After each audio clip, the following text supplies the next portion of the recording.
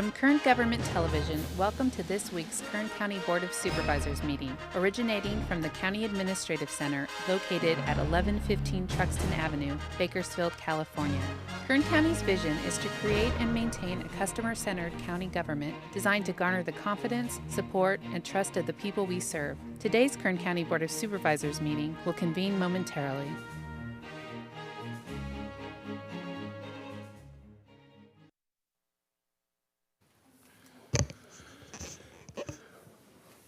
Board to reconvene.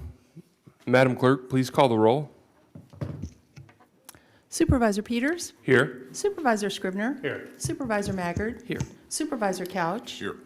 Supervisor Perez? Good morning and welcome to the Tuesday, August 31st, 2021 budget hearings of the Kern County Board of Supervisors. We'll begin today's meeting with a flag salute led by Supervisor Mike Maggard. Following the Pledge of Allegiance, please stay standing for a moment of prayer, silence, or meditation, whichever you prefer. Please rise. Salute. Pledge.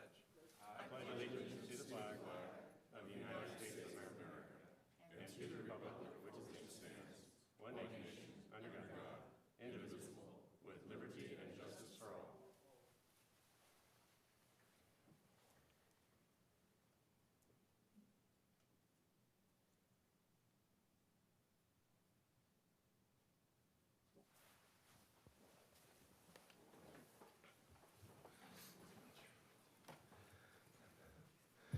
Normally, we would next do the Pet of the Week with the Director of Animal Services, Nick Colin, but unfortunately he couldn't be here today as he is still assisting residents that have been impacted by the French fire.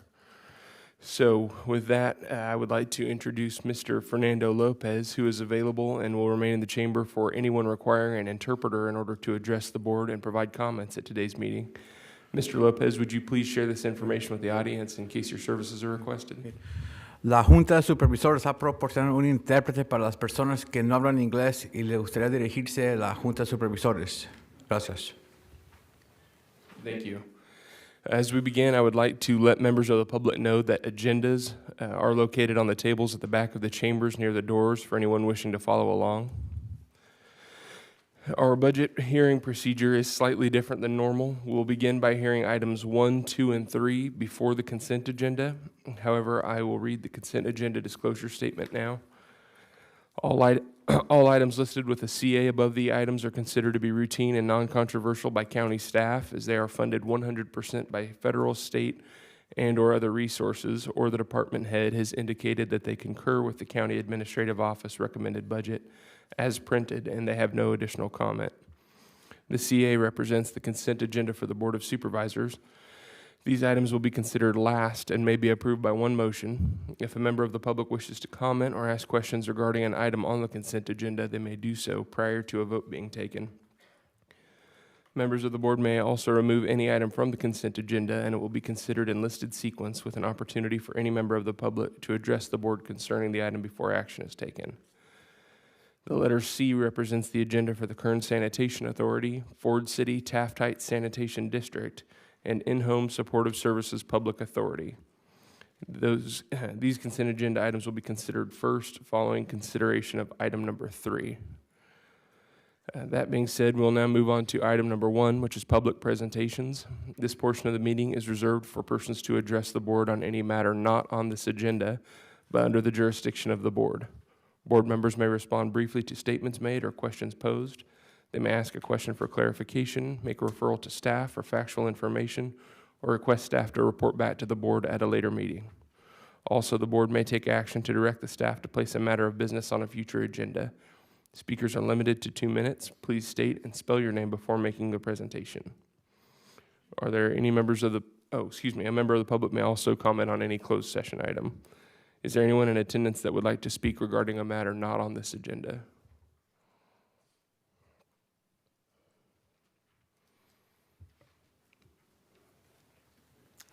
Good morning, supervisors. Good morning. Haven't seen you all for a little while. It looks like we missed one award banquet and the whole world went to pot. Anyway, I'm here to remind you all, and I hope that some of you supervisors can attend the 4th annual awards banquet. I know some of you live far away, so I'm not looking forward to interviewing you, but some of the locals, it would be nice to see your face in the place.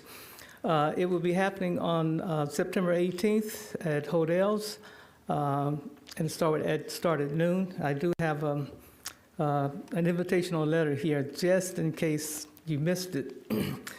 So I just wanted to present that before the board. And yeah, this is to promote unity between law enforcement and the community, and of course, governmental people. I'm the guy that's trying to bring about unity all around. And I feel that Kern County can be one of the best counties in America. We have what it takes, I feel, in our mayors, our supervisors, and the people. Just coming together will help that, and that's what this is for, to help bring about more unity, which is more peace, more love, more happiness, all those good things. So I just wanted to present that before the board. Thank you. Any questions? Thank you, sir. Could we get you to give your name for the record? O.C. Crawford, spelled O-C-I-E-C-R-A-W-F-O-R-D. Thank you very much. Thank you. We get our next speaker, please.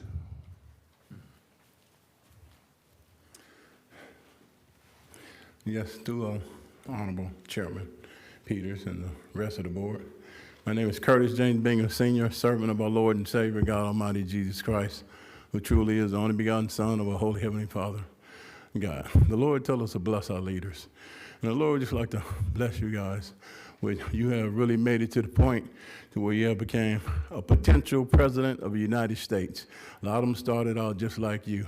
You earned the fair and square. It's a blessing from the Lord to put you guys in the position that you're in. The Lord would also like to say you're here to do a good work today, but you guys have been doing a good work all year long, and the Lord would like to thank you guys. And then the Lord also tell us, if he don't cut the time short, no flesh will be saved. This whole world is supposed to end by evil. So don't be surprised at what you see or what you fin to see.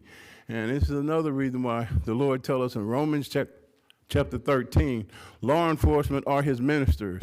He's telling you he put them here to restrain this evil that's taking place.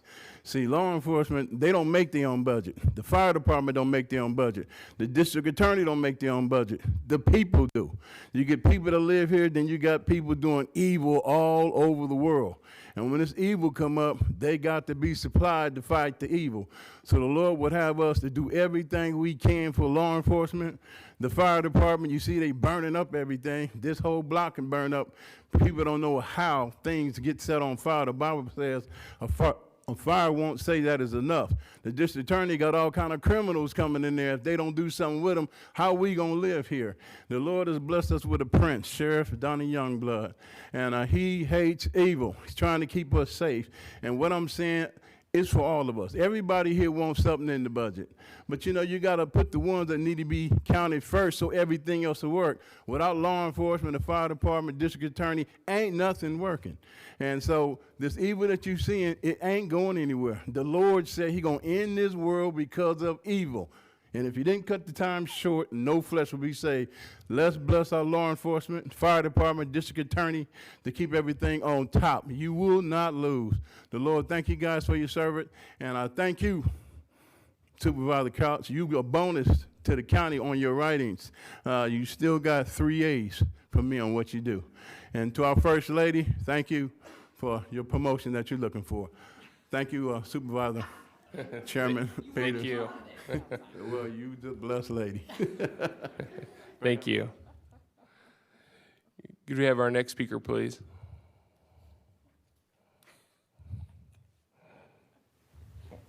I was wondering if I can make my comments now because there's a lot of people here and I don't know if there's going to be a lot of speakers and I need to get back to work. So, Yeah, I think that would be fine. okay. My name is Francisco Martinez. I'm a CPS social service worker. I've been a county worker for 18 years. I live in District 2 and a proud member of SEIU 521. Just to let you know, obviously being back a couple of weeks at OC sales, there's a lot of concerns of the workers. And just reflecting on my 18 years here, the department, especially CPS, we used to be so innovative. And we were able to be innovative in the back because we could seek grants to do things out of the box. But basically, we had the bodies to do it. Now, if we try to, obtain some of those grants and do service our clients with innovative needs, I don't think we have the bodies to do it because people are so concerned with their own caseloads and just trying to, maintain their quotas, basically. It's a flow now. But in the past, we used to have a Girl Scout ran by CPS social workers. In the past, we used to have parent-family dinners that you would pay human service aides and social workers overtime. And they'd have a dinner, I think, at a high school cafeteria. It was like awesome. In the past, we had an MSW social worker who had a background in fine arts who would teach theater and speech. This is the stuff we need to do out of the box. Because right now, all we're doing is number counting.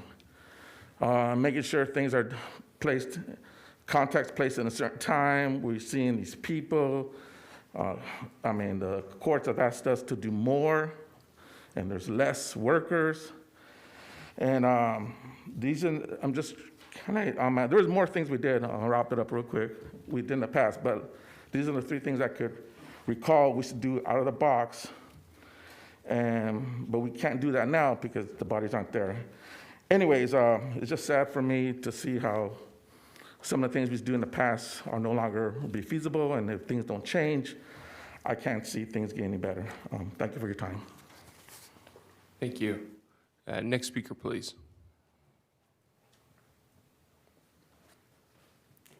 Okay, seeing none.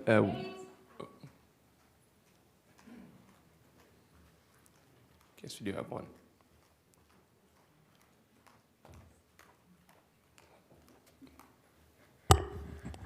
Hi, my name is Riddhi S. Patel. I live in Supervisor Couch's district, and I was born and raised in Kern. I went to Krista McAuliffe Elementary School, Tevis Junior High, and Stockdale High School. Today, the county will vote on a budget that continues to overfund the Kern County Sheriffs and underfund our public services, while every single supervisor makes well over $100,000, and the county administrative officer, Ryan Alsop, makes more than $400,000. As the Bakersfield Police Department Chief of Police said earlier this year, the police are not here to prevent crime. Study and scientific data has shown that the best way to prevent crime is to address the root causes of crime, like job instability, lack of access to health care, poverty, lack of education, and more. The communities with the most resources and financial stability are often the safest. The People's Budget Bakersfield created a true people's budget that came about via a participatory budgeting process where taxpayers are allowed to have a voice in where their taxpayer money should go. No sitting supervisor has voiced their public support for a participatory budgeting process in Kern. I will most definitely run out of time before getting to everything Kern residents said they would have funding for rather than the police, but they are as follows. Invest in street interventionalists, violence interrupters, neighborhood captains, and mediators as an alternative to police to help reduce the involvement and reliance of police in our neighborhoods. Invest in programs and resources that have been proven to help prevent crime, such as housing and community education. Deal with material conditions that lead to poverty to reduce crime. Investment in programs that address food and housing insecurity for youth and families to ensure success. Career development programs for Black youth, including trans, non-binary, gender non-conforming youth, free individual psychotherapy, and more. I want to stress that you should be defunding the Kern County Sheriff's Office as a step to abolition and actually investing in our public resources. Okay, any other speakers? Okay. Mr. Chairman? Yes, Can I Supervisor make Couch. Mr. Alsop, that's, I think, the second time that that's been said about you. If you don't want to respond, you don't have to, but I want to give you the opportunity if you'd like. And I have one other comment after that. I don't even think it merits a response from me. Understood. Supervisor. Okay. I think I just heard that none of us have talked about or expressed support for a participatory budget process. I think that's different from what was talked about in the beginning. I can say that I have had, not this year and not last because of COVID, but I and my staff have gone out in our district and had, I'll say, workshops on the county budget for multiple years. So it's incorrect to say that we're, at least, I don't think any of us are opposed to a participatory process when it comes to the budget. I believe that's incorrect. Thank you. Thank you, Supervisor Couch. Okay, our next item is item number 2, board member announcements or reports. And I would like to begin by inviting the Kern County Director of Public Health, Bryn Hill, to share an update on the coronavirus pandemic.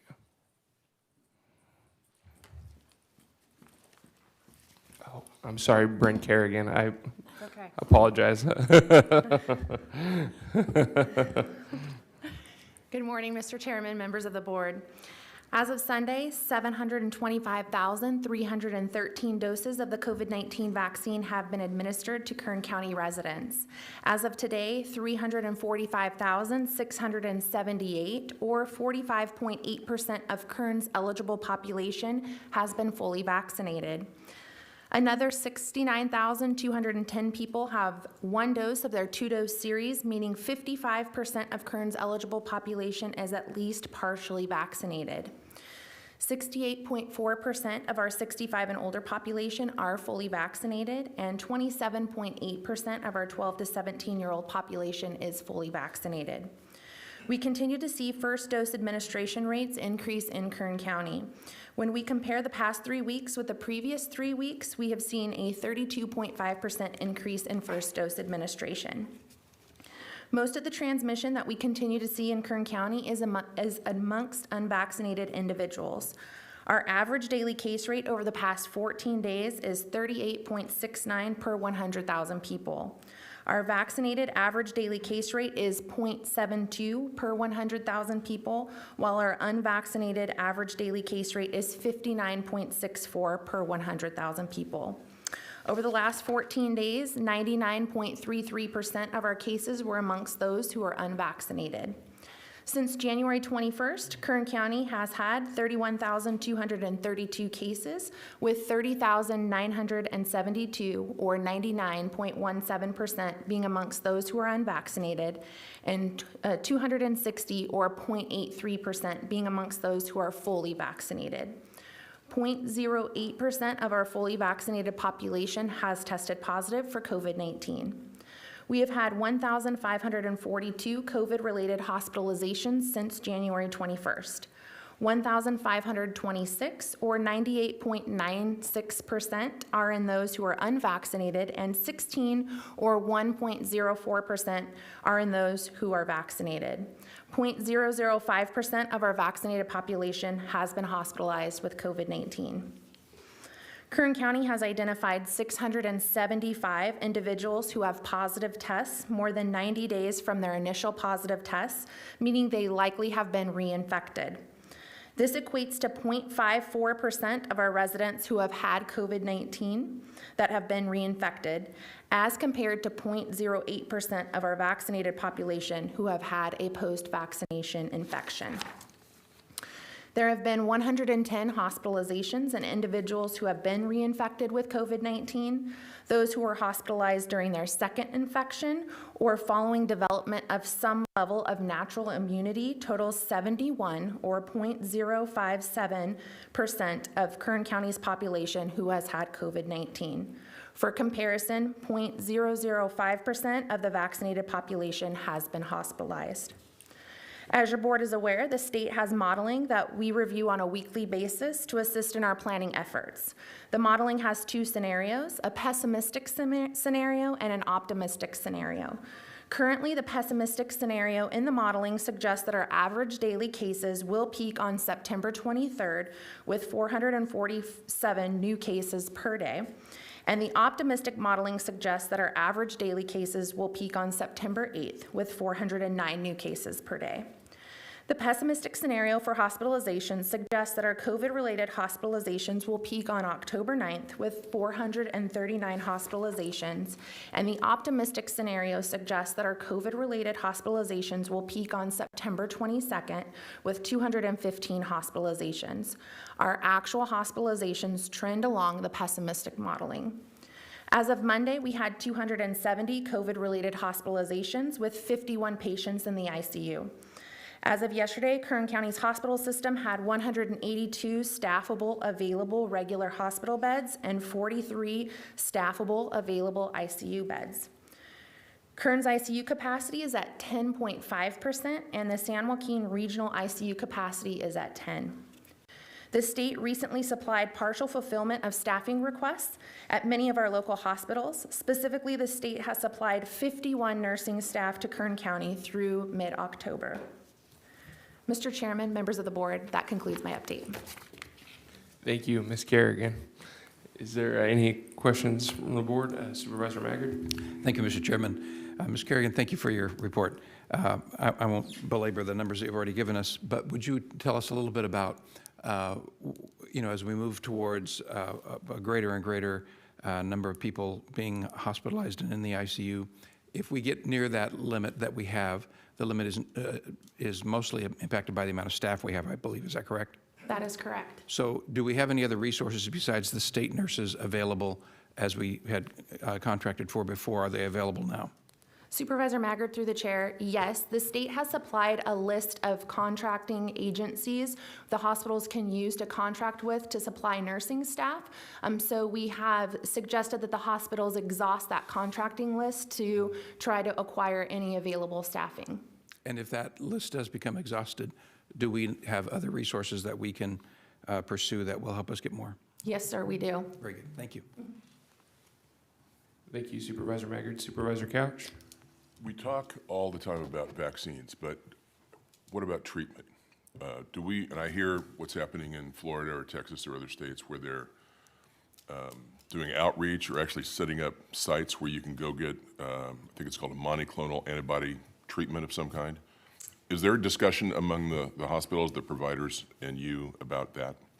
Supervisor Couch, through the chair, yes, there is. There has been some changes to the monoclonal antibody EUA that allows for there to be some post-exposure use of those monoclonal antibodies to stop you from developing a severe illness. Of course, there are some restrictions on its use.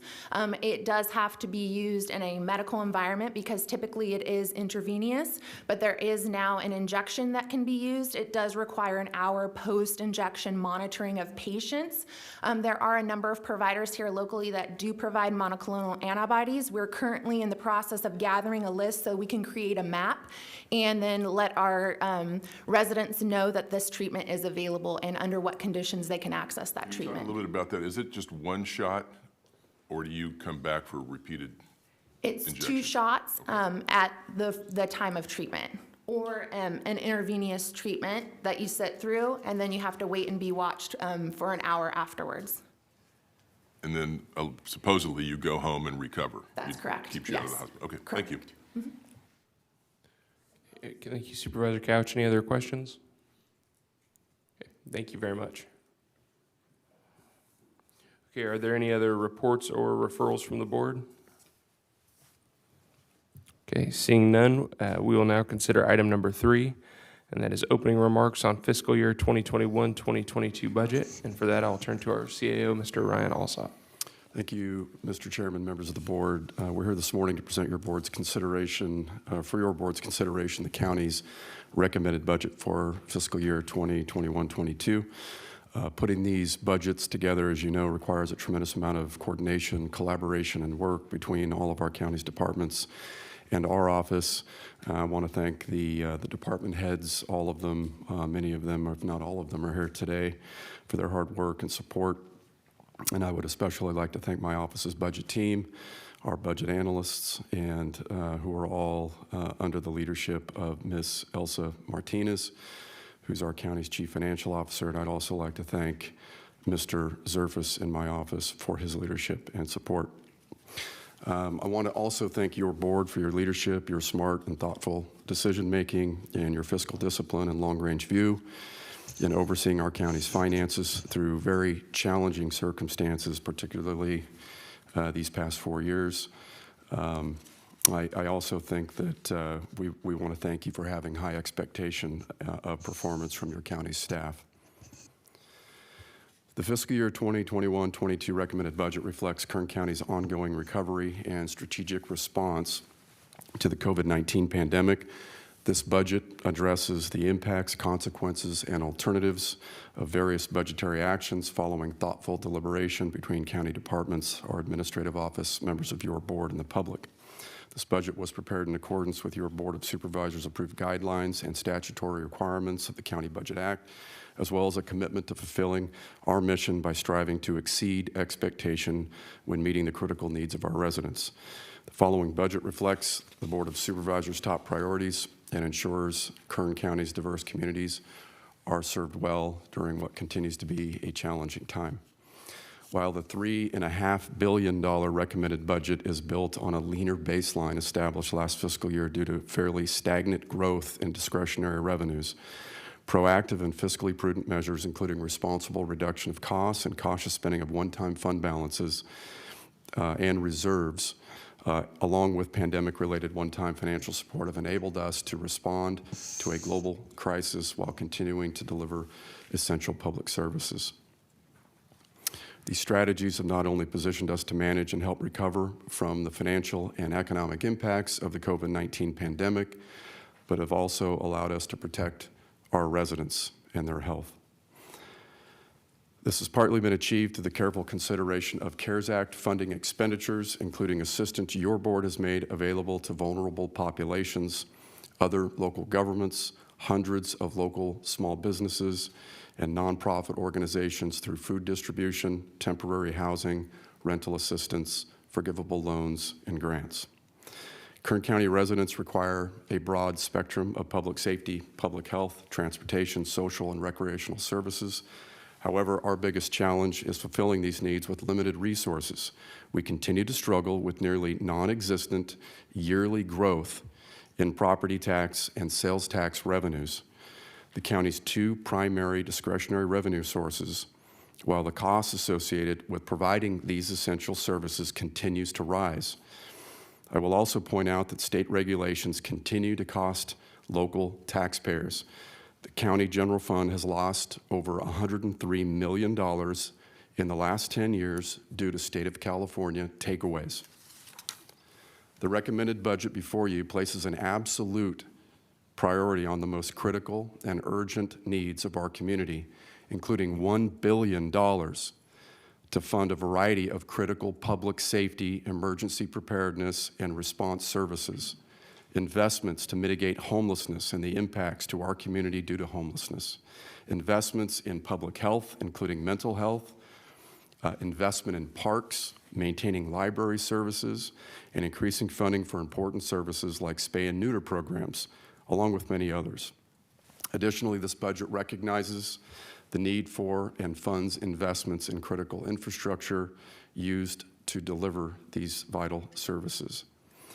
The combination of collaborative efforts with county departments and some use of fund balance and reserves as provided in the county fiscal plan have created a pathway to present this balanced budget to your board today. Careful spending will also remain a pivotal strategy of county operations going forward. The federal assistance, financial assistance to both the state and local governments, as well as residents here in our community, partially mitigated various short-term fiscal impacts related to the pandemic. The American Rescue Plan Act will also provide the county with one-time funding of $174.8 million and the opportunity to continue to respond to the ongoing public health emergency. These funds will backfill lost revenues. They are helping to provide stabilization to our budget and will help aid in better meeting the needs of our community through investments in critical infrastructure. We have learned many lessons throughout the past years. We have worked to respond to local impacts of the pandemic. While the upcoming year will have its own set of challenges for sure, we have the experience, strategies, and heartfelt commitment to deal with these issues head on. We will continue to implement best practices, innovate, and ensure the efficient and effective use of resources for our residents as our county moves forward. With that, I'd like to introduce Ms. Martinez, our county's Chief Financial Officer, to provide you with more detail on the recommended fiscal year 2021-22 budget.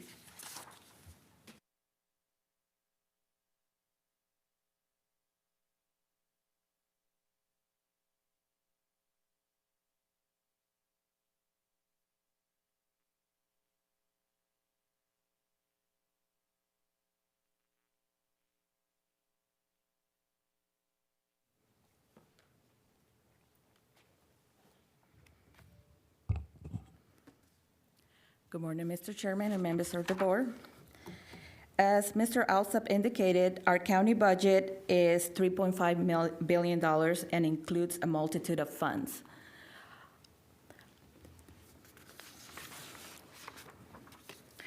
What we do in the recommended budget is we include funding for mandated and essential services. We meet the debt service obligations that we currently have. We maintain a minimum level of infrastructure and capital funding. This budget document divides departments into functional areas by the primary service they perform. These categories include a multitude of services for all our residents. This general government category is a catch-all and includes services that range from elections to park maintenance. We also provide banking and investment services for a multitude of school districts and special districts. Our public protection accounts for 29% of the county budget. The majority of the services are mandated and includes not only fire and law enforcement services, but a multitude of critical services to our community: child support, animal services, compliance, planning, environmental protection, agricultural protection. So I want to make sure that the public and your board understand, just because we said public protection, we're not talking just law enforcement. There is a multitude of services that this county provides for our community. We mentioned public ways and facilities. So in addition to maintaining a significant number of the 6,400 miles of public roads in the county operates a public transportation service between many of our cities and unincorporated areas, as well as the only commercial airport in the county. This last year, I think we all became aware of all the health and sanitation services that the county provides for our community. Unlike incorporated cities, the county is responsible for public health, behavioral health, substance abuse services, children's healthcare case management, nursing, illness, disease, birth and death records, and an other multitude of services that we provide. Public assistance, our departments in this category perform functions that protect the most vulnerable population of our community. We're talking about a Department of Human Services. We do benefit application, employment services, adoption, CPS, veteran services. I mean, it is a multitude of services that we provide. Finally, the last category is education. The county provides the free library system in the county. And our farm and home provides education for children in high school, but also for one of our major industries. In this document, we also divide the budget, the $3.5 billion budget, in categories. And it includes a multitude of categories, including $1 billion, or 29% of the $3.5 billion, that covers the salaries and benefits of our employees performing the services.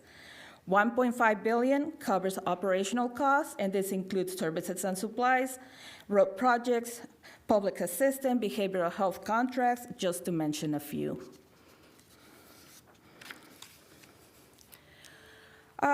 How do we do those services? The majority of the budget, our budget includes 8,193 authorized positions, and this reflects an increase of 82 positions in this budget. Public Works will see the greatest increase with 39 new authorized positions, including those that will be needed for the expansion of illegal dumping remediation. Child Support is adding 15 new positions, Employer Training Resources 9, and Aging and Adult Services 7. These departments are experiencing expansion in services. How do we fund the budget? Multitude of revenue sources. The greatest revenue source is 25% on the state and federal funding, and once we combine it with our realignment, 2011 and 91, and operating transfers, 52% of our county budget is funded with state federal revenue sources. Taxes, which include property, sales, and vehicle license fees, accounts for 50% of the funding for this county. 15. Right. We have fees in addition to other revenues that account for the difference. We have discussed our discretionary revenue in multiple meetings. Included in this category is the general fund revenue that pays for the operations of the general fund and other mandated services not covered by state and federal sources. This category includes the locally generated property tax-related revenue, sales tax, and the carry-forward funds from previous fiscal year that will be used to balance the budget. Property tax-related revenue comprises 56.7% of, or $292 million of the $516 million in total discretionary revenue. So just to clarify, $292 million is our locally generated property tax revenue, sales tax, and BLF that funds our $3.5 billion budget. So it is important to note that while the county collects property tax, sales tax for discretionary use, a significant portion of it is needed for required matches in order to receive state and federal funding to cover debt and other contractual obligations. State and federal, as well as fees, must be spent on the specific services they're collected for. Only about 41% of the total general fund budget, of $1 billion, allows for some discretion by your board, and even then, levels of statutory mandates have to be considered. This recommended budget includes the allocation of discretionary resources to services and programs. In the previous slides, I listed a large number of services the county has to provide, and while resources are never enough, the allocation reflects the need to cover mandated services and enhance, to some extent, other services. During my July presentation, I gave to you, the public and your board, the list of services that we were hoping to enhance. And again, includes funding for our department, for our sheriff department, to meet the requirements of the Department of Justice to replace capital needs, including the coroner facility. We were providing additional resources to a public defender, animal services, libraries. We were also including several maintenance park projects in about $7.9 million for maintenance and other improvements. So there's a multitude of things that we have to provide that are mandated. What we are doing is every possible resource that we have available, we're trying to allocate to those areas that need it the most. I think there was a comment before this meeting that we're balancing the budget with the American Rescue Plan. I want to make sure that the public and your board is aware that we're not ignoring the $174.8 million in the funds of American Rescue Plan funds we are hoping to receive. We provided your board with the national allocation plan that supports much needed projects such as homelessness assistance, behavioral health services, investment in much needed infrastructure, just to mention a few. Today, your board will be asked to approve the essential pay for public employees. So as Mr. Alsop indicated, this budget places priority in the most critical and urgent needs of this community: public safety, emergency preparedness and response, public health, mental health, homelessness, parks, and libraries. So today, this concludes my prepared remarks. I'll be happy to answer any questions, and at this time, Mr. Chairman, it will be appropriate for you to open the budget hearings and receive public comment. Thank you very much, Ms. Martinez. So I will now open the public hearing and invite any members of the public wishing to speak regarding the recommended budget to please make your way to the podium.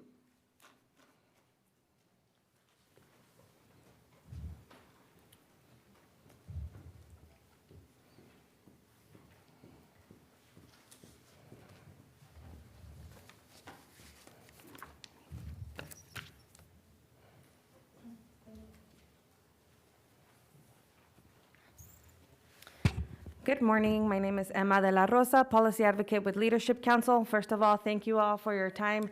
For those of you who made the time to meet with me, I really appreciate it. This was a very interesting first budget experience, and yeah, I appreciate your time. Throughout the budget hearings, Leadership Council, along with other community-based organizations and residents, have been up here and have asked you for investment in the rural fringe communities. I'm happy to see that the Lamont flood management is going to be funded. I'm happy to see that there is some sewer lines for East Bakersfield and that the lights at Casaloma Park are going to be funded. Very excited for that. Residents are also excited for that. But there are a lot of needs that are not included in this budget, and a lot of the responses that we hear from y'all is that we are a poor county, that we don't have enough resources, we don't usually support districts, but really, what we really need to hear from you, and I encourage you all, Supervisor Perez, to really please respond with, let's sit down and talk on how we can create a plan, on how we can fund these transportation needs, how we can help the community to address the contamination in the water. I really just encourage you all to support the community rather than respond with real reasons, but really to a certain extent excuses. And so I encourage you all to please, again, work with us, work with residents. At least for Fuller Acres Hilltop community, we are asking for at least an empty lot that is there to be turned into a green space. Residents don't have a park. So like, for example, with the Wi-Fi, residents would miss out on that opportunity because there isn't a park nearby. That would be one low-hanging fruit that I would encourage you all to please support, as well as for transportation needs. Highway 184 is an extremely dangerous road. Kids have to board the bus around that road, and it needs additional street calming enhancements. I understand that's not maybe in your jurisdiction, but let's work together to identify funding streams and opportunities, along with the departments, to support some infrastructure there. Can I, Chair? Mr. Perez. Are these projects, let's take, for example, the 184 crossing project and the green space project, which I think sounds very exciting. The field has a great urban green zone grant process that we should talk about. It's about $1 million. I'm using it in both my MLK region and then in a new area that we're going to be working on in Alta Vista on sort of community cohesion stuff you're talking about. So I have some ideas already, but are these listed projects that you have proposed? This is the first I'm hearing of this. So what is this stuff? Sure. I have sent over, I sent out a letter in July that included the list of asks that I'm including. Okay. These are projects from a listed request letter you put in July. Right. But we haven't really fleshed it out, is what it sounds like. No. Okay, got it. Right, and that's what I'm basically here asking for, right, is for your collaboration to develop a plan. Yeah, by the way, the Lamont flood one that you glazed over, is a multi-decade project that people have desperately tried to find funding for much longer than before I was here. Right. Just for a little institutional knowledge. Thank you. Or history there. It's a major hats off to Supervisor Couch. Not my BFF, as you know, but really an incredible. I did not know that. An incredible victory in that district. Hats off really to him for that. It's a big deal. So I think I appreciate what you're saying, that we get a lot of paperwork. We don't always flesh through, the specific items that are listed. But I like a couple of the projects that you're listed. It's not my district, and I don't want to step on his toes. But I haven't, what I'm hearing from you is we've disregarded these things, and I've literally never talked to you about them or even heard about them. So, Okay. Yeah, I'll do my due diligence to reach out to your office, Supervisor Perez. Well, you have a supervisor here that's over those projects, so. Yeah. But I'm telling you that I haven't heard of them before, and they sound exciting and frankly pretty fundable, some of them that you've listed. So I think there's opportunity there, but the presumption that we are just disregarding these, I don't think positions you well in this conversation. No, I'd like to clarify there because I've had conversations with staff and they've heard me out and, we've talked about it. So I understand that it's not just disregarded, but they're not included in the budget, and that's a fact, right? And that's basically what I'm trying to say here, right? And So as I said, I understand there's limited resources, but really priority should be given to the communities whose well-being is jeopardized by the contaminated water, by traffic concerns, by lack of lighting, right? So again, I welcome the opportunity to work with y'all and staff and department heads here who are present so we can bring some much needed resources to the community. Thank you. Thank you. Could we have our next speaker, please?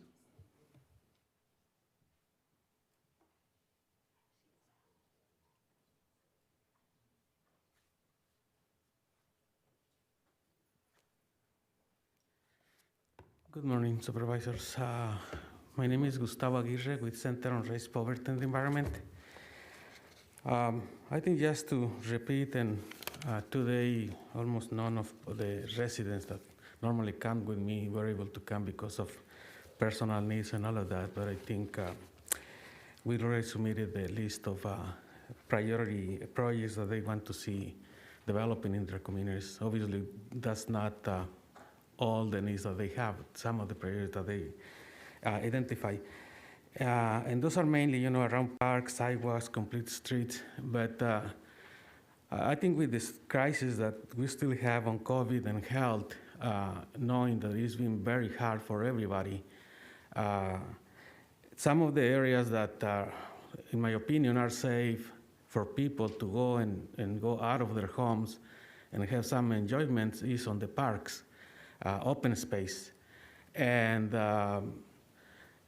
we have been working with the county, with the Parks Department or division, whatever the name it is right now, trying to get grants for parks. But I don't know if it's capacity of the department. I don't know if you, the supervisors, need to provide more money to that department because of, I think, the first time.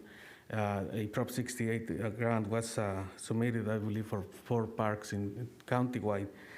For some reason, they were not approved, and then we heard that I think finally the county hired a grant writer to help. So those kind of supports that the departments may need to secure other funds other than regular, tax that the county get.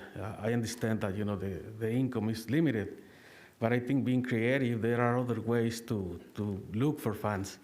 And the communities that my organization work with, they are being always open to work with you and see, how the community can support, doing those kind of things. So we really encourage you to consider, parks as, a holistic approach of the crisis that we have, because mental health is an issue. And for example, the tragedy that happened in Wasco, I'm not saying that it's not the only, but it's a factor because of all the pressure that we have right now, with COVID and all of that.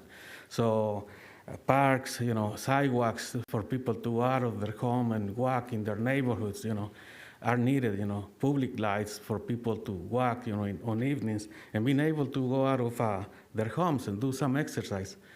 Instead, if there are no sidewalks, no public lights, no good parks to go and enjoy, sometimes the kids go and do other things. And then the sheriff, the police need to go and take actions. Normally I don't respond to people that make comments, but the gentleman that made comments at the beginning talking about faith and all of that. I'm not a preacher, but if the faith churches or institutions do better work in preaching to their group, their people, we will have better citizens and less need for police. So I think sometimes we need to preach at the churches, not here. But just to end, thank you, and we will be, bothering you with, and thank you for all the openness of the communication. We know that with Supervisor Couch and Mr. Ryan always respond to us, but we continue looking for, and yes, the flooding issue in Lamont, we are very happy because it's finally happening. And yes, and I think it was Mr. Couch's turn when you were able to fund it. We are looking forward for that. But don't forget, Supervisor, that when you started in this district, went to Lamont and said that he looked like a Garson. So I think some progress is made already, but there is still a lot to do. So we are looking forward to continue working with you and trying to be creative. What are those others? Use the best, do the best use of the monies that you already have on the budget, but what are other sources of income, to keep investing in our communities? I think in the past also was mentioned that, some of those communities or neighborhoods were established when there were other rules that, it was not needed, like a sidewalk or, some infrastructure around those new developments. But, it's our turn now, I think, to invest in those neighborhoods, in those communities, to make them, better places to live for our residents. Thank you, and thank you for giving us the time. I think it was Supervisor. Gustavo, you know what I think we need? Regarding Lamont, it was not Couch's turn to get money. There is no such thing as that in money. There's so little of it, and everybody wants it. You really either sometimes get lucky or you work really hard for it. I begged 2 governors for the money for Lamont, couldn't get it. Timing didn't work. I didn't make the right pitch or whatever. So, it really is a big deal that it's being funded. And Supervisor Couch has fought like hell for that funding for you.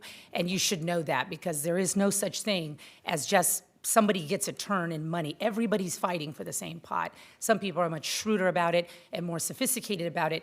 And I love what you're saying about going after other pots of money, because only recently have I really been thinking about just how much we can do if we line up, with other organizations like Phil, David Virino, and others that have just so many ideas. It's really mind-boggling. I think we need kind of a gap analysis on our parks, in particular per district, but also county-wide. I think we should have we need kind of a park charrette, Lorelei, that could help us, I don't have my glasses on, so I'm not sure if she's here, but, sorry. Oh, you are, okay. We need like a park charrette where we really take a big 50,000-foot view at our parks and go, okay, which are in, certain zip codes that will give us access to this much money. This, we need like an FBI board, literally. So I want to work with you on that, and Supervisor Couch, because he knows lines of funding and he has, access to ideas and things that would really blow your mind. Things I don't know about and I'm not great at, and then you have access to the foundation or the endowment, and a whole host of other funding sources. So I think really moving forward, one productive thing that we could do with your group and with other folks here who, are quite unhappy with us, which I appreciate. We can work together to establish a park charrette where we really take a big look at, where are really the greatest needs, because some of them are going to be in the most rural parts of this county that get nothing, that get no TLC, that, get no oil at all. There's no squeaky wheel out there even. So, I think there's a lot here that we could do, and I think we can take a better approach, and I want to do it too. I'm motivated to do it. So, and I think Supervisor Couch would be a great asset to that, and I'm certain he would want to participate in that. That's a productive conversation where we can take our different lines of expertise and friends and, figure out how to make magic. So, I see you guys are not going away on this issue. You're passionate about it. It is important. Lifespan has, and it's proximity, people's proximity to green space actually determines lifespan. It is a scientific equation. I'm with you on that, which is why we're really building out near the new school in the MLK region, a green zone and a green space that families come to, and that we, chase off the elements that, need to go find another place to, do their business. So with that said, I'm committing to you that I want to do that. I would, however you guys talk to your supervisor, that's between you guys, but, I certainly want to make myself available. And I think we just need a bigger look at how can we, where the smart people, how can we line up those funding sources? Because we do that all the time. And we call each other and say, hey, someone in this department. He calls me and says, can you call your supervisor? We do that all the time. You don't see it up here, but we do it. And it does work, when we're focused. So let's do that. And I think that would be a lot of fun, and I think it will be productive. So Yeah. By me, I mean Christian Romo, who's in the back somewhere. So, Christian, you have another assignment this week. Thank you. Yeah. Thank you, Supervisor yeah, Perez. Can I respond if Sure. possible? Thank you, Supervisor Perez, for your comments. I think that's what is needed.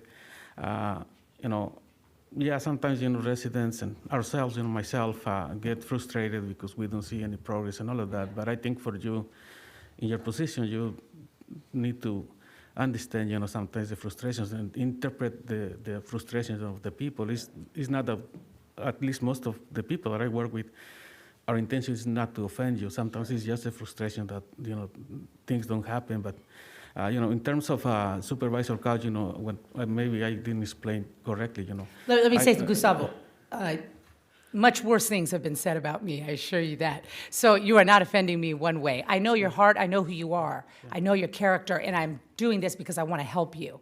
Because I believe in you, I believe in what you're doing, I know where your heart is, and I'm telling you we can do so much better than this. And your frustration is legitimate.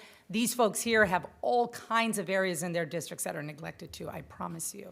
The frustration is palpable, but you guys are organized, you're smart, you're strong, there's strength in numbers. I think that's really something to be lauded and something that I feel like I could partake in and make even better and not waste my time, frankly. So thank you. Yeah, and just to finalize my comments about Supervisor Couch, I think, I don't want to defend you. No. I actually, I really appreciate, the efforts that he had made for the communities.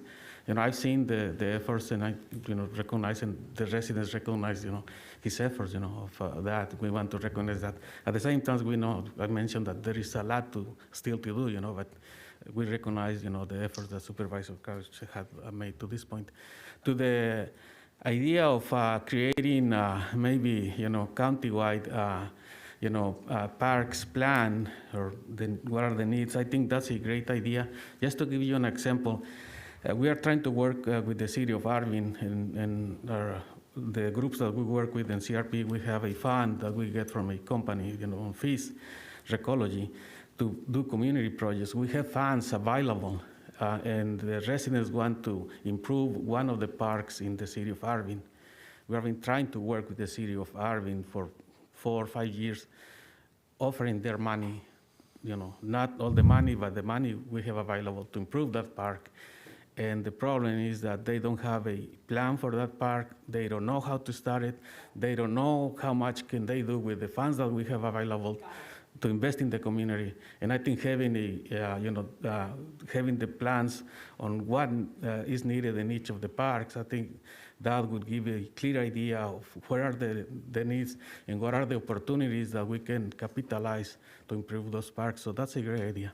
Thank you. You remember when Bob was at the Parks Department and Lorelei and I targeted Lamont Park because we said, there was lots of folks there playing poker, drinking beer on Sunday, and nowhere else to go, frankly, so another issue, right? But families aren't there, and those parks are for families. And when I walked precincts there, I heard two things.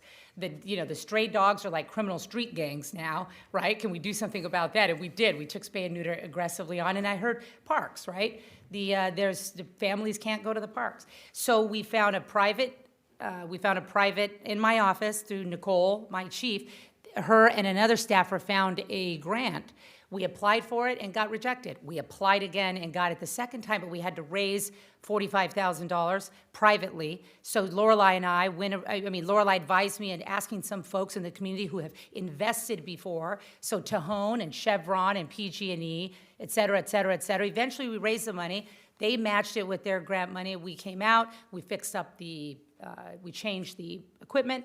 Right, part of the structure of that grant is that the community comes out and helps it because sometimes the labor, right, makes it cost prohibitive, frankly. So whatever the arrangement is for that particular plot of land, it's got to be unique to what its needs are and what we can do, the kind of magic that we can make there. As a result of that, all that momentum going on in Lamont Park, right, funded in large part by our private sector businesses, right, get that ball rolling because there was no money otherwise. Bob LaRue was able to then get federal dollars to just come right behind it, right, with a walkway and lighting and fix up the basketball park, right? It's really not complicated, but it does require, partnership and all that momentum that comes when people put their magic together and go, we're going to make this work. So that's all I'm suggesting here, is that, there's ways to do it, and we can do it, in a really exciting and effective way. And we've proven it in Lamont. We're doing it again at MLK, and I'm so grateful for the city because they're really helping build that area out in a way that's aesthetically pleasing, right? That has the kind of amenities. For example, we're taking the public restroom out. A community park can't have public restrooms anymore. How sad is that? It is what it is. We're taking it out. We're going to put a splash pad, but the community members should be using that park. If they need to go to the restroom, they can go home. If they're associated with that school, they can go to the school. So we're changing the physical, the built environment to fit the needs of that particular community. And that's why I say we need a parks plan. And people like Field and a whole host of others we haven't even tapped into, people that I need to tap into, that we can go 10% here, 15% here, 20% here. Some businesses in the community that, would like an opportunity to get to know you in that community, frankly, will invest in such a thing. And that's how we build. And I think that's the only way. But anyway, I've talked too much, so let's get together. I'm sorry, get together with Christian. Thank you, Supervisor Perez. Mr. Alsop, did you have anything that you wanted to add on that?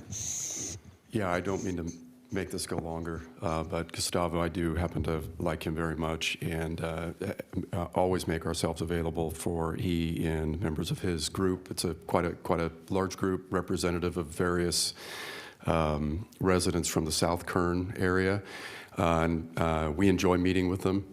I just wanted to add a few things. Over the year, the 4 years, a little over 4 years I've been here, we've met quite a few times. We simply have asked for you to supply what are your needs, right? What's your wish list? What needs to be done and where?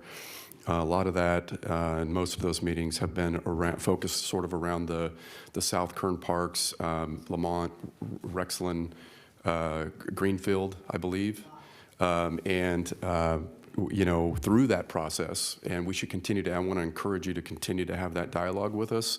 There are things that we can do, and there are some things that are so high level, so heavy a lift and expensive, we can't, and we always tell you that up front, but there are some things that can be achieved steering resources toward those things, and we've done that. Supervisor Perez, through her leadership, after receiving your priority list, we made pretty significant investments. It's not the end, but some investments that you were asking for in all three of those parks related to redoing parking lots. We constructed a soccer field, redid sidewalks, painting, lighting. There's some other things. Let's continue that process, and we can continue to work together to make improvements to those areas. I do want to say that Lamont, we have a grant, I think it's $6 million, maybe over $6 million grant out for Lamont Park. That design, that grant application was specifically developed by members of that community, including yourself, I believe, and some of the members of your group. You actually had full input into that design process. And that has been submitted to the state, and we are awaiting, hopefully, what we hope will be an approval or even a partial approval of that. We'll take it, but I did want to let the community know that that design for Lamont Park is extraordinary. It will be a game changer, and if we can get that grant, we'll get to work, and that park will be a gem in that community. So I just encourage you to continue your dialogue with our office, and we'll work together to get some of these things done for you. Okay. Thank you, Mr. Alsop. Supervisor Couch. Thank you, Mr. Chairman. I just want to say, I'm just going to narrow this down. It's one thing to get the money, but I want you to be patient, and I want you to make sure that you let the folks that you represent right now and the folks that we meet with regularly know that specific to the Lamont flooding mitigation project, that's going to take a while. And it ain't easy, and it's going to take a lot of effort by that guy over there who's not paying any attention to me. That's okay. And his department, but it's, if you don't see anything happening, that doesn't mean anything nothing's happening. They're like an iceberg. There's a whole lot more going on underneath than there is on top. But getting the money was one thing, and now finishing that out is going to take a lot of hard work. And I just want you to recognize that. So thank you. Yeah, I think we recognize that. I think going through the process and being advocating on all the projects, I think I learned that, that getting the money is not, the project is not developed immediately. There are processes. But thank you for everything. And yes, I think, just to Mr. Ryan's comments, yes, the community of Lamont was engaged in developing the plan for the grant, and actually the staff from the Parks and Recs, he said that it was his best experience going to the communities. I don't know if he says that everywhere he goes, but that's what he told us. Thank you very much. Thank you. Could we have our next speaker, please? Good morning, Lisa Checkley Sanchez of Rosamond, 2nd District. I am here today to say thank you. This has been 5 years in the planning. We do have something on the budget today, our swimming pool. We've worked very hard, very hard. I do want all you guys, though, to work together for our Parks and Recreations. Parks and Recreations, I know it's just parks for Kern County, or how I was explained, there's no recreation department, just parks. So I would like to work with Parks and Recreations to try to maybe bring it into every district. We need something. In Rosemond, we have 2 parks that are county-owned. One park is school district-owned that has just been left to die. There's no watering of the park, there's no maintenance, no nothing. So the 2 that the county does own, the one has been there forever. It has a community building, Glendower Park. It has 2 baseball fields that are leased out by the Little League. It is an amazing park. I remember when I was a little girl, I went there to Girl Scouts. It was open every day for after-school programming. There was ball rentals. Right now, our park has all the black underlying stuff for the mulch is coming up. You can't even, the kids are tripping over it. This play pad was filled in with a foam and then cut off. So that needs to be replaced. The restroom, great idea. Taking out the restroom, putting in a splash pad, that's next. I love that idea. Love that idea because we don't need a restroom in that park. That's where our homeless go. That's where I did a walkthrough with one of the field representatives the other day, and there was someone living in the bathroom. So that is a good idea to take those bathrooms out because they do need to be replaced. Take them out, put in a splash pad. I love that idea. But I do wish that every district would work together with the Parks and Recreation and try to figure out, formulate something, how we could do it. Even the communities, I'm more than willing to get my community together to fix our parks. More than willing. I'll do whatever I have to do because parks is important to our community. We have nothing. We have nothing. We have a pool that's been filled by RCSD with dirt several times over, unfilled, filled back up with water, been replaned. You guys did money, then the earthquake of 19 redid it again, so now it has to be refixed again. So it's been a battle, and I understand that everyone has parks battles. It's everywhere. But if you, the board, would come together and work with parks and with individual communities, we can get those going. So I just want to say thank you for finally putting it on there, and I'm really hoping that it gets approved today. Thank you. Thank you. Could we get our next speaker, please?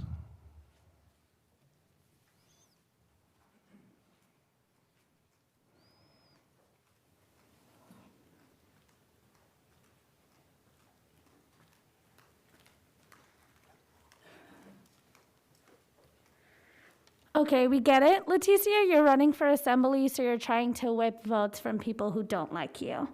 But let me be clear, I know that there are public services that the county offers, but as I have said before, they are underfunded. You are not doing enough.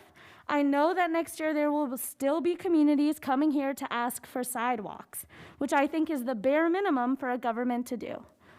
Also, I find it extremely disrespectful and rude that people who make much more than $100,000 a year are asking for patience from disadvantaged communities. You seem to never ask the white and wealthier neighborhoods for patience. I know all of your addresses as public officials. You live by very nice parks. Concomitantly, I don't think I know of any other job than being an elected official that wouldn't fire you on the spot for blatantly lying. Supervisor Couch, I'm sure the other supervisors would like to say they support a participatory budgeting process as well to save face, but y'all are lying. A participatory budgeting process is not where you talk to a couple stakeholders or constituents in your district. It is not choosing to only listen to the people you already agree with. A participatory budgeting process has much more included. There is quite literally an entire organization dedicated to helping local governments implement them. It includes an official steering committee, representative of the community, creating the rules in partnership with government officials to ensure the process is inclusive and meets local needs. It includes thorough meetings and online tools where residents share and discuss ideas for projects. Volunteers, usually called budget delegates, develop the ideas into feasible proposals, which are then vetted by experts. Residents vote to divide the available budget between the proposal. It's a direct, democratic voice in their community's future. The government then implements the winning projects, such as laptops in schools, Wi-Fi in public parks, traffic safety improvements, and more. But it's led by community members, not you. The government and residents track and monitor implementation. These are no longer partisan issues. A poll last month from the Associated Press and NORC at the University of Chicago found that roughly 40% of Republicans backed free pre-K and 30% supported the concept of free community college. So before you try to lie to the community that you do support a participatory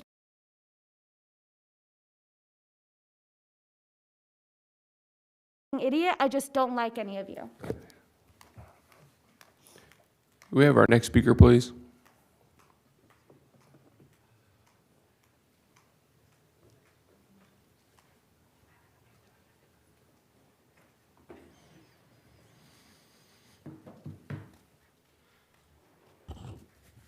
Good morning.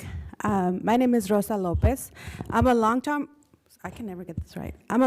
resident of Kern County. I grew up in Weepatch and now live in Bakersfield in District 3.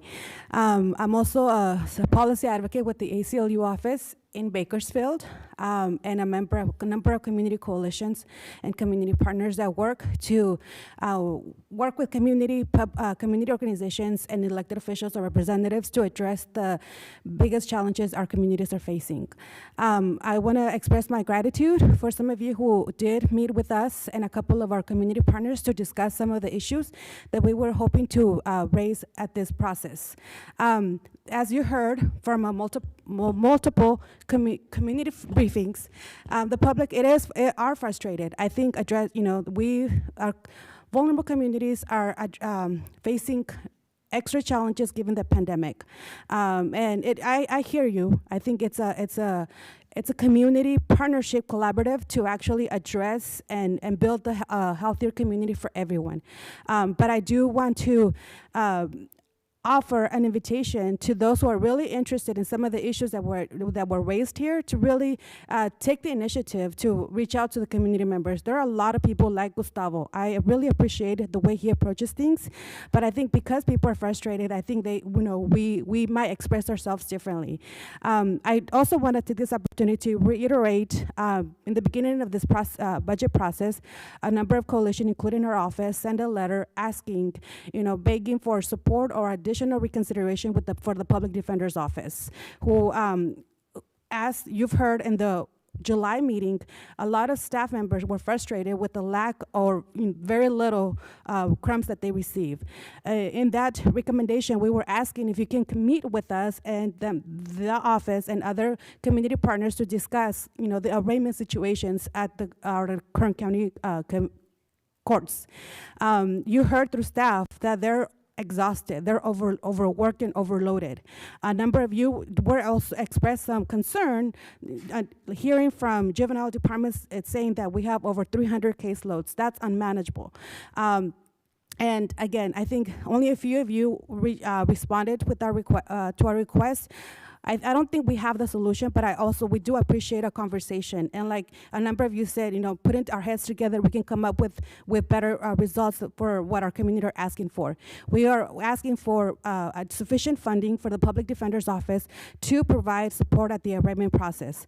We're also asking, given the county that we live in, a large immigrant community, we're asking for sufficient funding for the public defenders to have immigration experts on staff. We do acknowledge and appreciate the good faith effort in partnering with UC Davis, but again, I think as we heard from public defenders themselves, that it's not sufficient. And maybe that is a first step to achieving more, but given the population that we live in, I think ideally we will appreciate a immigration specialist within the Public Defender's Office. And finally, and I think, I will understand that if this is not discussed today or is not passed today, that you engage in a conversation to discuss a legal defense fund for our immigrant population who are facing immigration consequences given our contribution to into the criminal justice system. So again, I want to reiterate those 3 points that we raised in the beginning of this process, and we met with a few of you to discuss and brainstorm what was possible, but we will love and appreciate long-term conversation and investment in this. Thank you. Thank you, Supervisor Perez. Rosa, what's the issue with arraignments? What's not happening that needs to happen? There were no public defenders at arraignments. So defendants, a lot of them immigrants, who were being advised by probation officers, given, at arraignment? At arraignment. Nothing happens at arraignment except you being advised of the charges against you, and then you set a court date. Yes. So what do you think a lawyer needs to be there for? And if a person understands what they're pleading to, because they're not pleading, they're saying not guilty and going to their next court date. Okay. Arraignment is like the most basic first step. Once you get arrested, you're entitled to arraignment within 48 hours. The court says, here's what you've been charged with. The person usually knows, right, what they've engaged in, and then they set the next court dates, and then the attorneys go out and see them. I was at the Public Defender's Office 13 years ago, and it was very rare that we could see a client before arraignment because there's a lot. Limited staff, like any institution on the planet, and nothing happens at arraignment.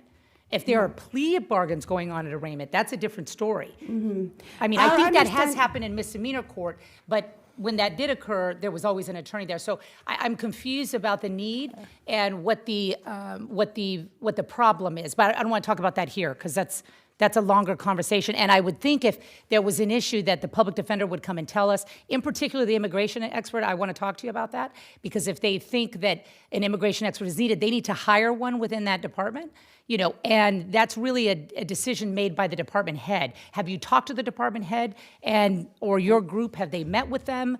That's not appropriate to discuss here, but I do want to talk to you about that. Okay, I do appreciate your question, and I think you're correct. I think we will appreciate a meeting with you to discuss those. I mean, okay. we have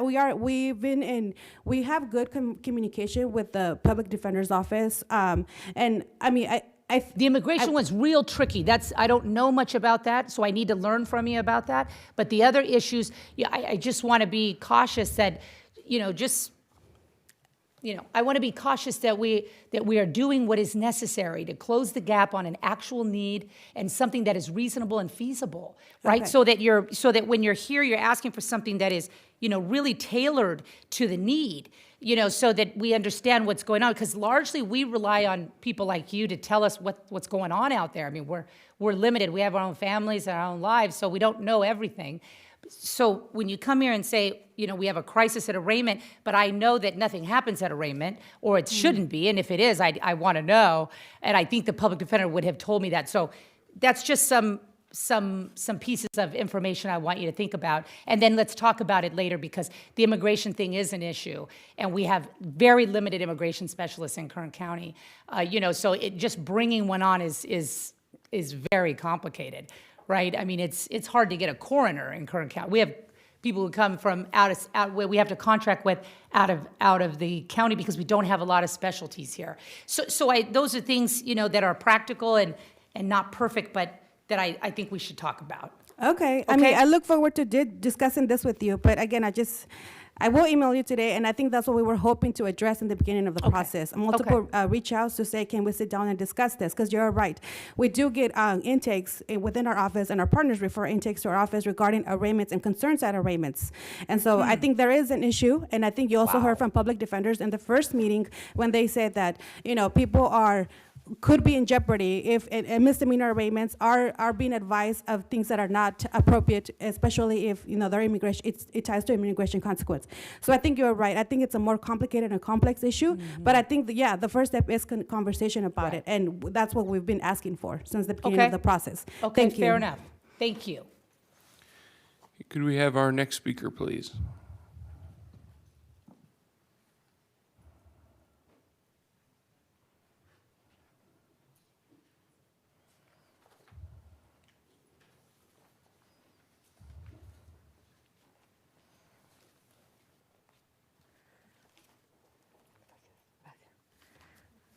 Buenos días.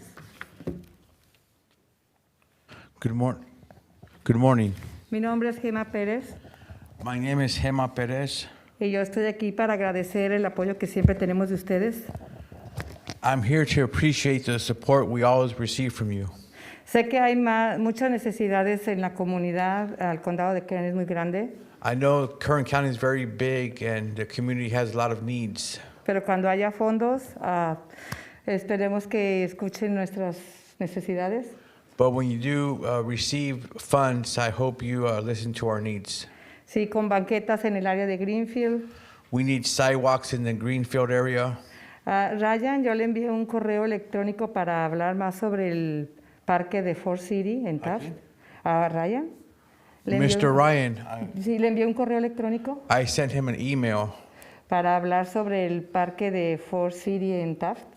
regarding a park in Ford City near Taft. Ojalá pueda responderme para ponernos de acuerdo. Hopefully he can respond to me so we can reach an agreement. Y también quisiera hablar hoy sobre una luz, un semáforo. And today I would also like to bring up the issue of a light or a stoplight. Esta luz está entre Plans y Chester.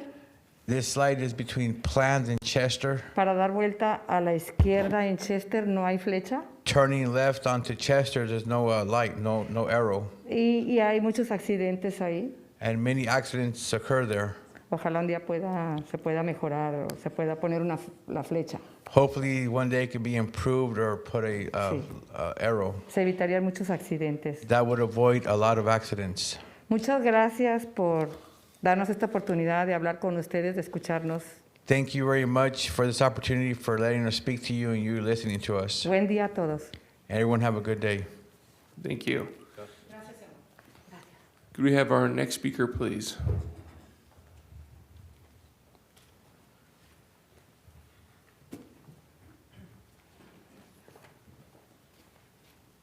Hi, good morning. My name is Myra Rios, and I was born and raised District 4 in Wasco and now live District 1 in Bakersfield. I am a member of the Rapid Response Network of Kern and also a policy advocate and organizer with the ACLU office here locally in Bakersfield. You heard my colleague Rosa make asks that we had made at the beginning of this budget process, so I don't want to go back over them, and I appreciate the opportunity to talk more about them. But I do want to uplift or continue to advocate for your board to allocate funding for an immigrant legal defense fund here in Kern, particularly because our immigrant community is vulnerable to the dire consequences when they interact with the criminal justice system. And unlike criminal proceedings, there's no generally established right to government counsel in deportation proceedings. So then our low-income immigrant community members are basically left without representation to represent themselves. And this is a highly technical area of law, where the stakes are pretty high, including exile, deportation, family separation. So, and studies have shown, our office found that studies have shown that people in immigration detention facing deportation who have representation are 5 times more likely to be able to win their case than those without representation. So in our letter that we sent out, it was to us a relatively small investment, but the ask was about $240,000 to be allocated towards an immigrant defense fund. And just for reference, the Fresno City Council approved $200,000 back in June for something similar.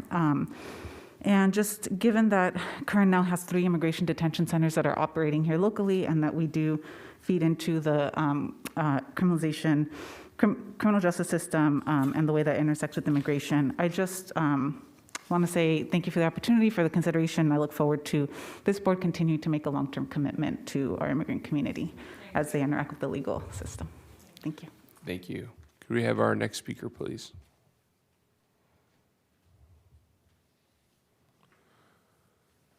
Okay, seeing no further comment, I'll bring it back to the board for any questions or comments. Okay, seeing none, I'll request a motion to adjourn as the Kern County Board of Supervisors and reconvene as the Kern Sanitation Authority. So moved. Okay, is there a second? Second. Thank you. Please cast your votes. Supervisor Perez, can you reconfirm your vote? I'm so sorry. That's okay. The motion is approved. All ayes. Thank you. We are now sitting as the Kern Sanitation Authority and will consider the consent agenda, which includes item C4. Are there any members of the public that would like to speak regarding this item? Okay, any questions or comments from the board? Or a motion to approve staff's recommendation? Oh, excuse me, a motion to approve staff's recommendation and adjourn as the Kern Sanitation Authority and reconvene as Ford City Taft Heights Sanitation District. So moved. Second.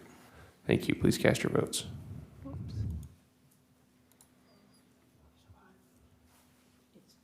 It did disappear. My fault.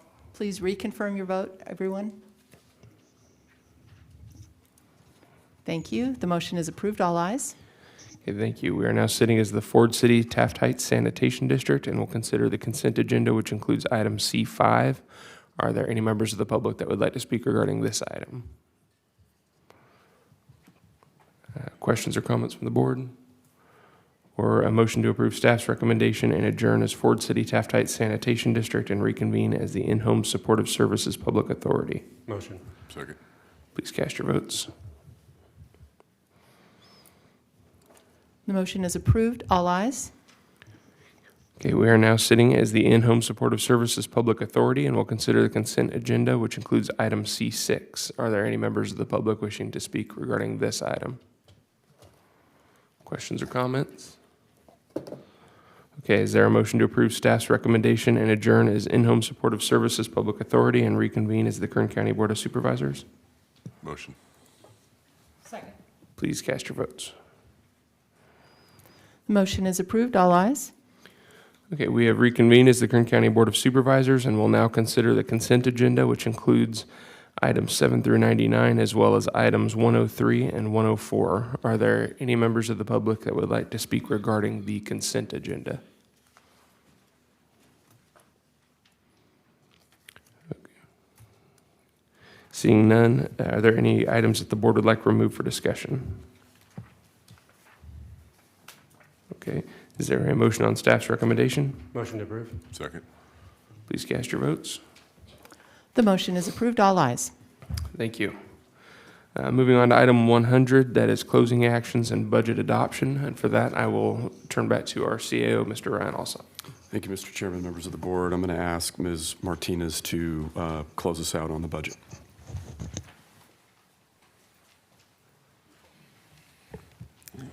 Mr. Chairman and members of the board, to adopt the budgets of the County of Kern, it is recommended that your board close a public hearing and adopt the resolution approving the fiscal year 2021-22 budget for the County of Kern, adopt the resolution approving the fiscal year 2021-22 Employers Training Resources and Community Development Grant Programs, and finally, adopt the resolution amending the salary ordinance as found on Appendix B, summary of positions, additions and deletions, and refer to Human Resources Division to amend the departmental position and salary schedule.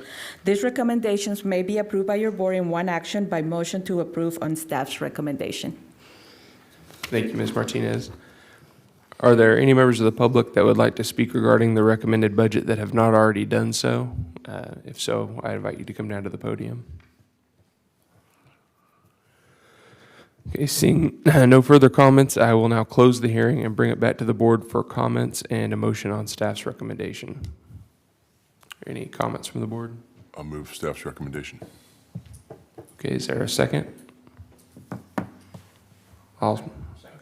Thank you. Please cast your votes. The motion is approved. All ayes. Thank you. Next, items 101 and 102 will be heard concurrently.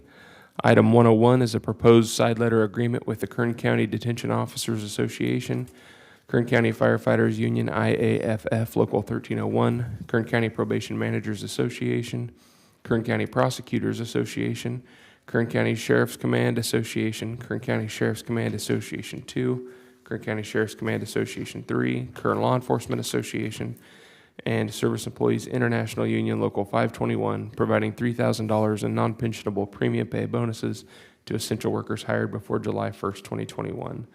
Item 102 is a proposed resolution providing all employees in bargaining units M, D, and X with $3,000 in pensionable, non-pensionable premium pay bonuses to essential workers hired before July 1st, 2021. And I will refer back to Mr. Alsop. Thank you, Mr. Chairman, members of the board. Happy to bring this item before you for consideration. I'm going to ask Mr. Brown in my office to present. Good morning, Mr. Chairman, members of the board. Devin Brown, Chief Human Resources Officer. The item before you, or two items before you, represent our consolidated effort to propose and seek agreement for essential worker premium pay bonuses for all of our employees who provided essential services and essential work throughout the coronavirus public health emergency in 2020 and 2021.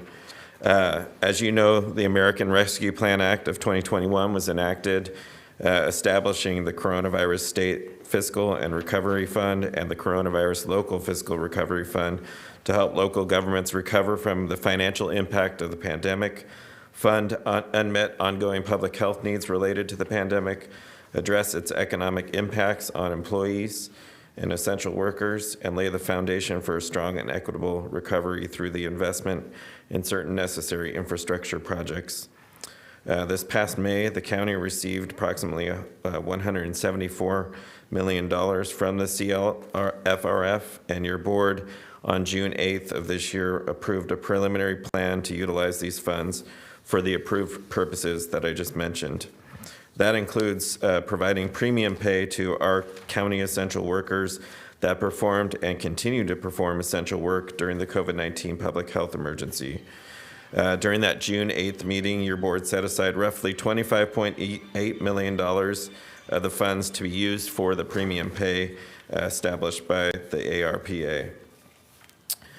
Since that date, the county has negotiated several side letter agreements as represented by the voluminous item description that you read off, Chairman, including with our Kern County probation officers, which was part of their MOU recently adopted by your board.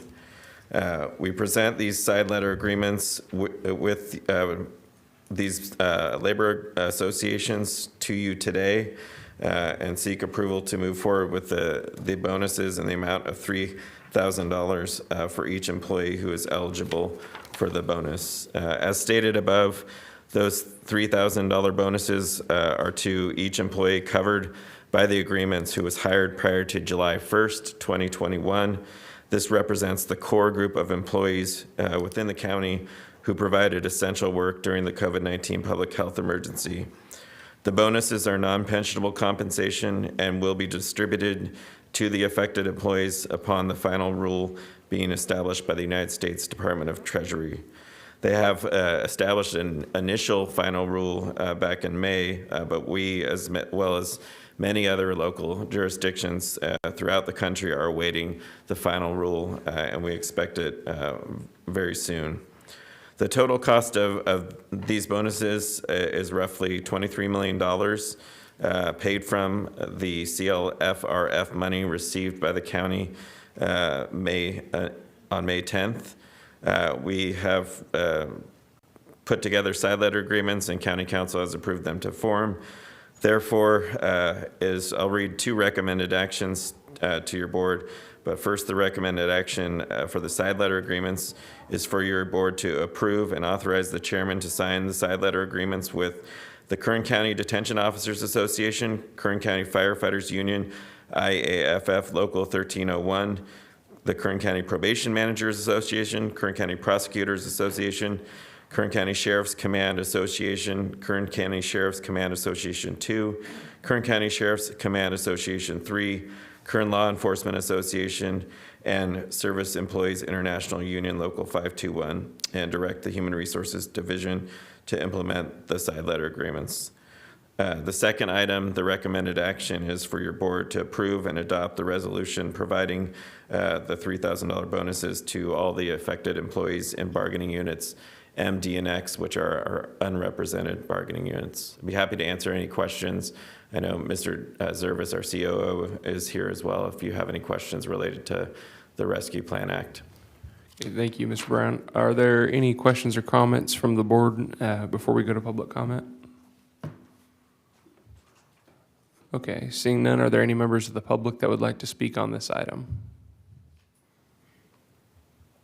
Okay, seeing no comment, I will entertain a motion on item 101. So moved. Is there a second? Okay, thank you. Please cast your votes.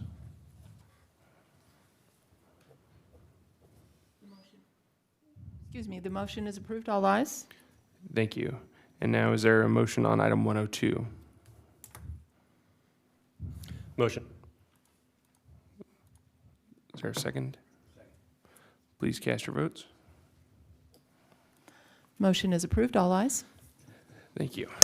Next, I would like to request a motion that the board consider non-agenda item 103A and make a finding that the need to take action on a non-agenda matter occurred after the agenda was posted because the county administrative officer declared on August 27th a local emergency due to the impacts of the French fire, which began on August 18th at 4:25 p.m. in the area west of Wofford Heights in the Kern River Valley. Citizen and animal evacuations began 2 hours later and is now 26% contained. The emergency situation continues, and the proclamation of local emergency signed by the county administrative officer must be ratified within 7 days pursuant to Government Code Section 8630 to continue the local emergency status. Is there a motion to add item 103A to the agenda? Well, seeing as how that's in District 1, I'll go ahead and make the motion. Is there a second? Second. Please cast your votes.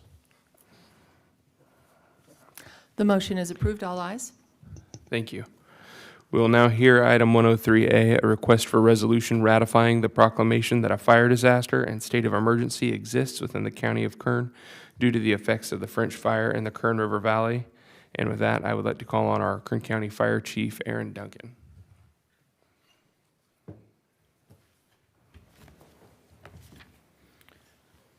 Good morning, Chairman Peters, members of the board. I'm here today to give you a brief update on the French fire and to address item 103A. If I may take a moment, I have my staff with me. It's my newly promoted staff, and I'd like to introduce it to your board. That would be great.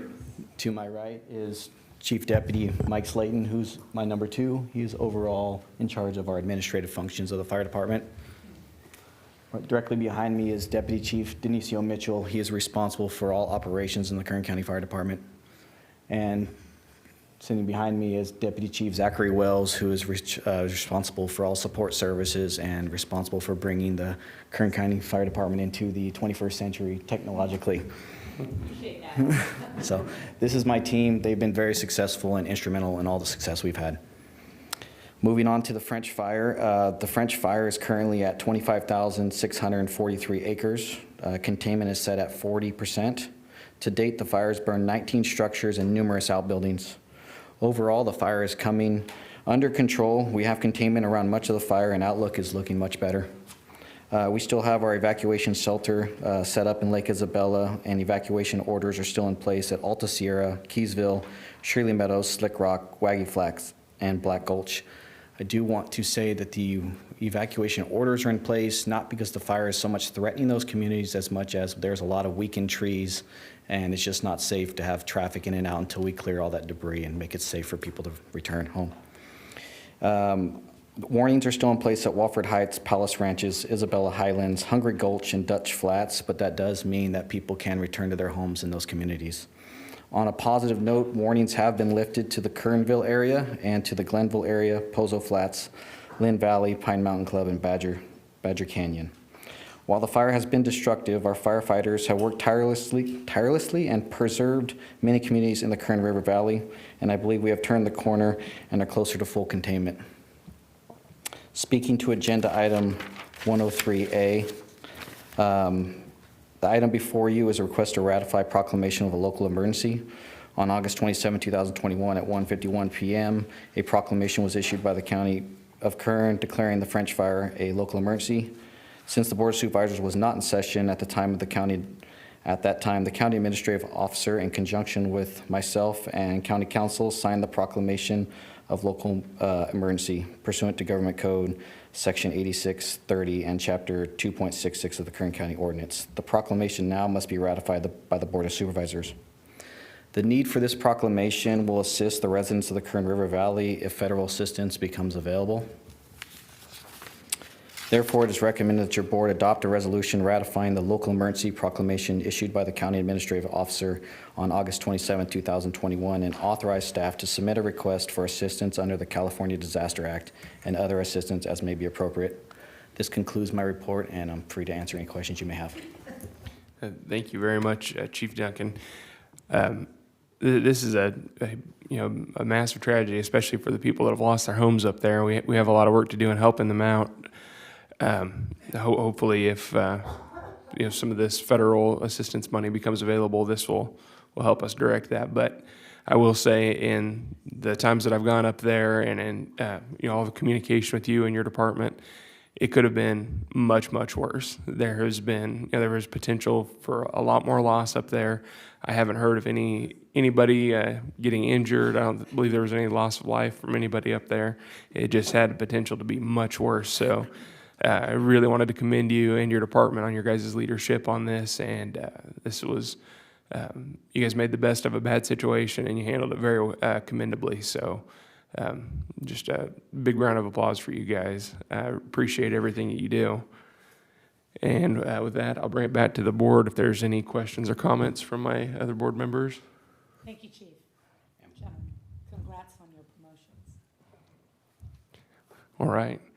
Well, with that, I will open it up to public comment and just say thank you guys again for your hard work up there. Appreciate it.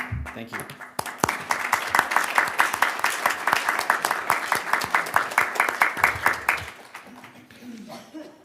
Are there any members of the public that would like to speak on this item? Okay, seeing none, I would like to make a motion on staff's recommendation. Second. Thank you. Please cast your votes. The motion is approved. All ayes. Okay, having no more items to consider in open session, I will entertain a motion to adjourn to closed session to consider item 105 under the County Administrative Office and item 106 under the County Council. So moved. Without objection, we're adjourned.